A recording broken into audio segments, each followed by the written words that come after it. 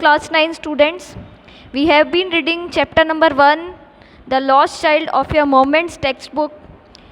और उसमें हमने देखा था कि एक छोटा सा बच्चा होता है, वो अपने मम्मी पापा के साथ मीन्स अपने पेरेंट्स के साथ में स्प्रिंग सीज़न का फेस्टिवल लगा होता है, उसको देखने के लिए वो जाता है।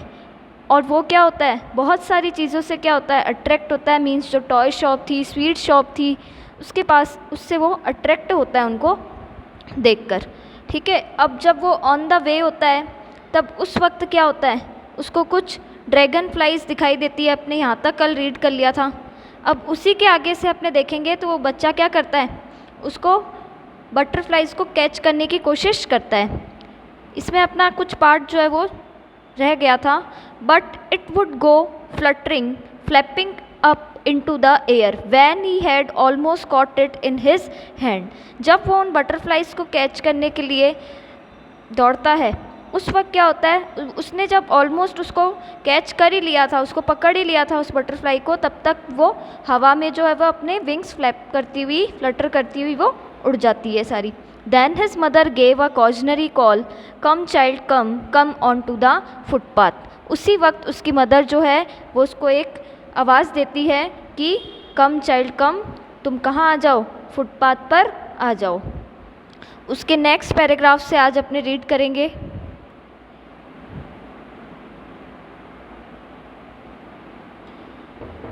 He ran towards his parents gaily and walked abreast of them for a while, being however soon left behind. अब देखिए, फिर वो जैसे ही उसकी मदर उसको कॉल करती है कि तुम आ जाओ, तो वो अपने पेरेंट्स के पास में बहुत ज़्यादा गेली मतलब खुशी से जो है वो दौड़ जाता है। और फिर वो walked abreast of them for a while. While means कुछ समय के लिए वो अपने मम्मी पापा के साथ साथ ही चलता है। अब्रीस्ट का मतलब होता है नेक्स्ट टू समबडी, मतलब किसी के साथ जो है वो चलना। Being how ever soon left behind, attracted by the little insects and worm along the footpath that were teeming out from their hiding places to enjoy the sunshine. लेकिन जल्द ही वो क्या है, वापस से क्या है, पीछे रह जाता है, क्योंकि वो फिर से किनसे अट्रैक्ट हो जाता है। जो छोटे छोटे जो कीड़े थे, वॉर्म्स थे, वो क्या आ रहे थे, फुटपाथ के साइड से, वो क्या है, मिट्टी से, जो मतलब उनकी जो हाइडिंग प्लेसेस है, मतलब जो उनके होल वगैरह हो रहे हैं, उनसे वो बाहर आ रहे थे। Teeming out means coming out, वो बाहर आ रहे थे ताकि वो क्या एंजॉय कर सके, सनशाइन एंजॉय कर सके, सूरज की अच्छी सी रोशनी को एंजॉय कर सके।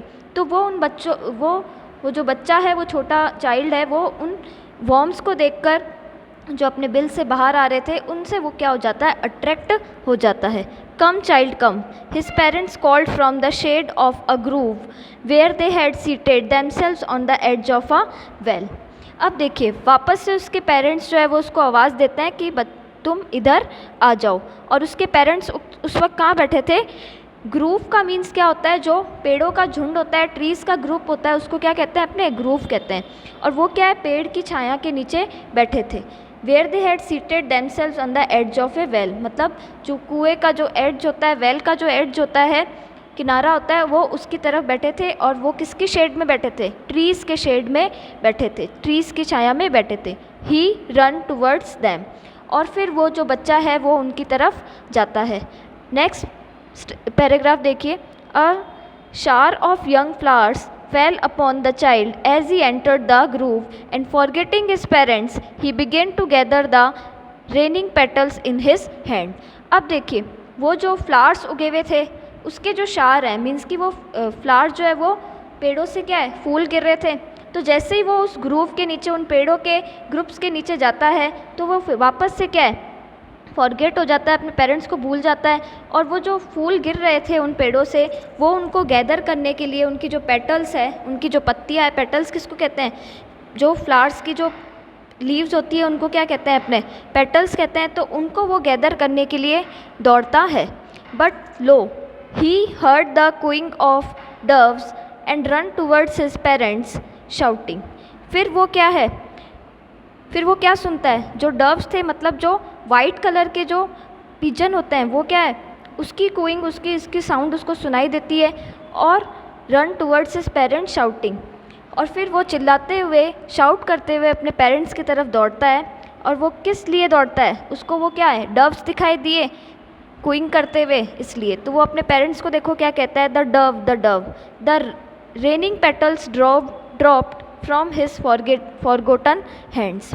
और फिर वो जैसे ही मतलब पहले उसका ध्यान किसकी तरफ गया, वो जो ग्रुप से जो फ्लावर्स पेटल गिर रही थी उसकी तरफ, लेकिन जैसे ही वो डव्स को देखता है, वाइट पिजन को देखता है, तो वो अपने पेरेंट्स को कहने के लिए दौड़ता है, और जैसे ही वो दौड़ता है उसके हाथ से वो जो पेटल्स है, वो जो फूलों की पत्तियां है, वो गिर जाती है। मतलब वो एकदम से भूल जाता है, फॉरगोट हो जाता है, फॉरगोट मीन्स भूलना, वो भूल जाता है कि उसके हाथ में क्या है, फ्लावर्स पेटल है। कम चाइल्ड कम, फिर वापस से उसके पेरेंट्स उसको आवाज़ देते हैं, come child come, they called to the child who had now gone running in wild capers round the banyan tree, and gathering him up they took the narrow winding footpath which led to the fair through the mustard field। उसके parents उसको वापस आवाज़ देते हैं, और अब वो जो बच्चा है वो क्या कर रहा था, एक बनियन ट्री था, एक बरगद का पेड़ था, उसके बाहर वो क्या कर रहा था, राउंड मतलब कि राउंड जो है वो चक्कर निकाल रहा था, ठीक है ना। And gathering him up they took the narrow winding footpath which led to the fair through the mustard field. और फिर वो कहाँ चले जाते हैं, उस नैरो विंडिंग फुटपाथ जहाँ से क्या है बहुत अच्छी हवा आ रही थी, उस फुटपाथ पे जाते हैं। और वो फुटपाथ कहाँ जाती है, मस्टर्ड फील्ड के तरफ। और वो जो मस्टर्ड फील्ड है, मस्टर्ड फील्ड से कहाँ जाता है वो रास्ता, फेयर की तरफ जाता है। नेक्स्ट देखिए students, as they neared the village the child could see many other footpaths full of throngs converging to the whirlpool of the fair. अब देखिए जैसे ही वो उस विलेज के पास आने लगते हैं, तब वो बच्चा क्या देखता है कि जो फुटपाथ है, जो सारी फुटपाथ है वो क्या थी, थ्रॉन्ग्स से फुल थी। थ्रॉन्ग्स मीन्स क्राउड से फुल थी, मतलब सारी फुटपाथ क्या है, पूरी लोगों की भीड़ से क्या है, फुल हुई भी थी। Converging to the whirlpool of the fair, और सारी जो फुटपाथ है वो कहाँ कन्वर्ज हो रही थी, कन्वर्ज मीन्स कि गैदर हो रही थी, इकट्ठा हो रही थी। जैसे मतलब यहाँ से भी फुटपाथ है, यहाँ से भी, और यहाँ पर क्या है, सब लोग क्या है, गैदर हुए हुए हैं, ठीक है। तो Whirlpool of the fair means, Whirlpool means fair के सेंटर में आकर वो इकट्ठा हो रहे थे लोग, ठीक है ना, इस तरह से। And felt at once repelled and fascinated by the confusion of the world he was entering. एक बार के लिए वो इतनी भीड़ को देखकर वो क्या होता है, रिपेल्ड होता है, मतलब कि पीछे की ओर थोड़ा सा उसका मन करता है कि नहीं मैं वापस से क्या हो जाऊँ, अपने घर चला जाऊँ। लेकिन फिर वो वापस से क्या है, उन सभी लोगों को जो वहाँ पर एंटर हो रहे थे उससे वो फैसिनेट हो जाता है, मतलब कि अट्रैक्ट हो जाता है। अब देखो इसमें नेक्स्ट पैराग्राफ्स में हर किसी में क्या दिया हुआ है, पहले स्वीट सेलर के बारे में बताया हुआ है, फिर फ्लावर सेलर के बारे में बताया हुआ है, ठीक है ना, तो उनके बारे में अपने रीड करेंगे। A sweetmeat seller hawked gulab jamun, rasgulla, barfi, jalebi at the corner of the entrance and crowd pressed round his counter at the foot of an architecture of many coloured sweets. अब एक स्वीट मीट सेलर था, मतलब एक स्वीट फूड सेलर था, मतलब मिठाई बेचने वाला था, उसका क्या लगा हुआ था, शॉप लगी हुई थी, और वो उधर क्या बेच रहा था, गुलाब जामुन, रसगुल्ला, बर्फ़ी, जलेबी ये बेच रहा था। और उसकी शॉप जो कहाँ थी, एंट्रेंस पे ये कॉर्नर थी वहाँ पर, और जो सारी और कुछ उसके शॉप पर क्या है, उसके शॉप का जो काउंटर है उधर क्या है, सारे लोग जो है वो राउंड बनाकर खड़े थे। Eight the foot of an architecture of many coloured sweets decorated with leaves of silver and gold.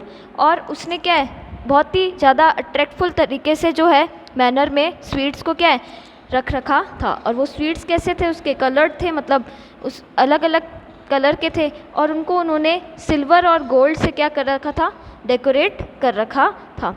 Silver और गोल्ड लीव्स जो होती है उससे डेकोरेट कर रखा था। जैसे आप कुछ स्वीट्स देखते हो उसके ऊपर क्या होती है, सिल्वर कलर होता है, सिल्वर कवर लगा हुआ होता है, ठीक है ना, उस टाइप से। जैसे बर्फ़ी वगैरह और पे क्या होता है, गुलाब जामुन पे भी क्या है, कुछ सिल्वर सा जो है वो मटेरियल लगा होता है, ठीक है, वही बात वो कह रहा है। The child stared open eyed and his mouth watered for the barfi that was his favourite sweet. अब वो जो बच्चा है उसका माउथ जो है वो, मतलब उसकी आंखें कहाँ स्टेयर होती है, कहाँ वो देखता है, कहाँ रुकती है, उस बर्फ़ी के पास रुकती है, क्योंकि बर्फ़ी को देखकर उसका उसके मुंह में क्या आ जाता है, पानी आ जाता है, क्योंकि बर्फ़ी उसकी क्या थी, सबसे फेवरेट स्वीट थी। I want that barfi he slowly murmured, मतलब वो एकदम धीरे सी आवाज़ में जो है वो क्या बोलता है कि मुझे बर्फ़ी चाहिए, लेकिन उसके पेरेंट्स को सुनाई नहीं देती है क्योंकि वो बहुत धीरे आवाज़ में बोलता है। But he half knew as he begged that his plea would not be heeded because his parents would say he was greedy. अब उसको ये पता था, मतलब आधी अधूरी बात पता थी या फुली पता थी कि अगर वो अपने पेरेंट्स से क्या करेगा, इस चीज़ के लिए विनती करेगा, बर्फ़ी लेने के लिए वो कहेगा, तो उसकी जो रिक्वेस्ट है या उसकी जो विनती है उसके ऊपर कोई हीड नहीं दिया जाएगा, मतलब कि कोई भी अटेंशन पे नहीं किया जाएगा। हीडेड का मीन्स पेड अटेंशन, और यहाँ क्या लिखा है, नॉट बी हीडेड, मतलब उसकी जो ये रिक्वेस्ट है कि उसको बर्फ़ी चाहिए उसकी तरफ उसके पेरेंट्स बिल्कुल भी ध्यान नहीं देंगे। बिकॉज इस parents would say he was greedy, क्योंकि उसके पेरेंट्स यही समझेंगे कि वो क्या है, लालची है। So without waiting for an answer he moved on, इसलिए उनके कोई भी जवाब का वेट किए बिना वो क्या करता है, आगे मूव कर जाता है।